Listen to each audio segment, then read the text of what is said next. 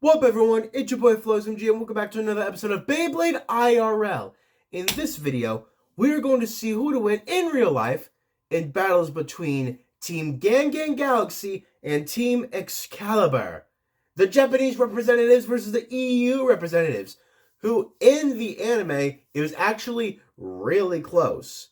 But would that carry over to real life, though? We'll just have to see. The first battle in the anime was Ray Striker versus Grand Capricorn. Now, in the anime, Striker came very close to winning. Striker won the Clash of Special Moves. But Klaus, the owner of Grand Capricorn, went beyond his limits to gain even more power for Capricorn and just absolutely decimated Striker. Would that happen in real life, though? Let's see. Let it rip. And let it rip. Alright, they're both underway. Striker, the attack type, obviously going to start by roaming around the stadium. Capricorn, I believe a defense type, just staying very steadily at the center of the stadium. I think Striker's already wasted enough energy, but he is landing some rather strong hits. It doesn't look like they're strong enough to launch Capricorn out of the stadium, however. Ultimately leading in Striker's defeat. Let it rip. And let it rip. Alright, Striker got her. Oh! Dual stadium out, I think. Just to make sure, let's see that in slow motion. Striker got her. Oh! We'll go ahead and call that one a tie. Striker needs to pull out something amazing here. Right now, it doesn't look like Striker is in any angle to even get a hit on Capricorn, but he is slowly going down toward the center, so potentially. And because it was a win for Capricorn, then a tie, Striker needs to win in order to stay in the game. But it doesn't look like he has enough power behind his attacks, though. So ultimately, it just leads to Striker's own downfall. Capricorn gives Team Excalibur a victory. Well, that was rather clear-cut and dry. I did think Striker actually was going to make a comeback after that dual stadium out, but not. In the end, Grand Capricorn won, giving Team Excalibur a victory, giving it a point. But we still got more battles to do. Next in the anime was the team battle between Libra and Eagle versus both of the Grand Cetises.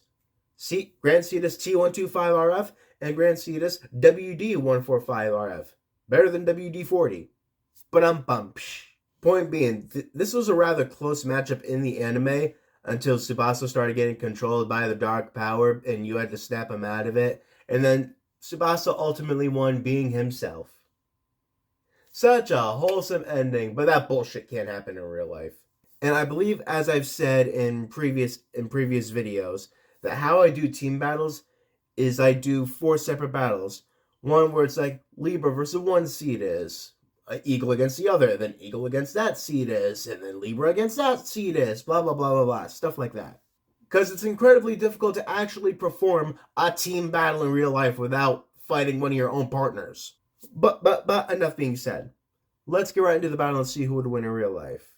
Let it rip. And let it rip. Alright, first up is Libra versus the wide defense Grand Cetus. They both seem to be rather steady, giving consistent attacks in the middle of the stadiums, not enough to fling either or out. The question is, whose stamina is going to run out first? And I'm guessing with Libra being the stamina type, it's not going to be Libra. Cetus is already given more of a wobble. So I think now with that information, well, Libra wins. Let it rip. And let it rip. Alright, now for the same Cetus to take on Eagle. It looks like we have a very similar result, with very consistent hits in the middle of the stadium. And with Eagle having a thicker fusion wheel, it'll probably be able to take in Cetus's attacks that much better. The question is Eagle gonna have enough stamina to withstand the attacks from Cetus? They are both giving similar amounts of wobble. I take that back. See, this is wobbling much more. And Eagle wins. Now Eagle's going to go up against Grand Cetus T125RS. And the Tornado 125 spin track does make Cetus's attacks much more... I was going to say stern, but that doesn't sound right. I'll just say strong because I can't think of a better word for it. But with a shorter spin track, is the stamina going to run out even faster? That actually does look like what's happening. Stronger attack power, fewer bits of stamina, leading to loss. Let it rip. Let it rip. Now it's Libra's turn to go against this same Cetus. See? Cetus had a bit more attack power behind his attacks, able to push Libra even further away. So, I mean, there's a chance Cetus could win this one, but the stamina power of Libra does seem to hold pretty strong. And Cetus already looks like he's going to be down for the count. And Cetus go bye-bye. Eagle and Libra bring Gan Gan Galaxy a victory. Well, that was an absolute clean sweep on Team Gan Gan Galaxy's part. They get into the point, they have evened the standings between themselves and Team Excalibur. But there's one battle left. The final battle. And that battle being between Galaxy Pegasus and Gravity Destroyer. So let's see. Gravity Destroyer. The reverse rotation, or actually dual rotation bay. But for this battle, we're going to be having him go in reverse rotation counter mode. Let's see just how he will fare against Pegasus. The strongest right rotation bay, according to the anime. Alright, enough talking. Let's just see how this is going to go. Let it rip. And let it rip. Alright, one of my favorite Beyblades, Gravity Destroyer, up against Galaxy Pegasus. Let's just see how these battles are going to unfold in real life. And, I mean, of course, with this battle, we have to use reverse rotation. But it looks like Pegasus wasted most of his energy racing around the stadium, but Destroyer also looks like he's wobbling a great bit. So I wonder what's going to happen here.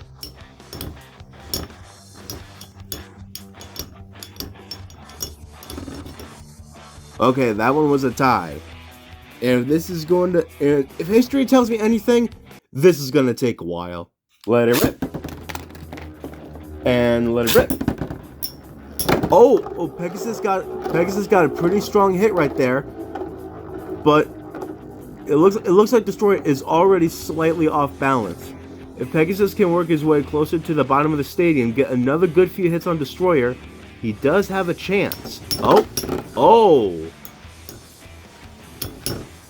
That did launch Destroyer a little bit, but it doesn't look like it's enough to get a stadium out now. Most of Pegasus' power has been used up.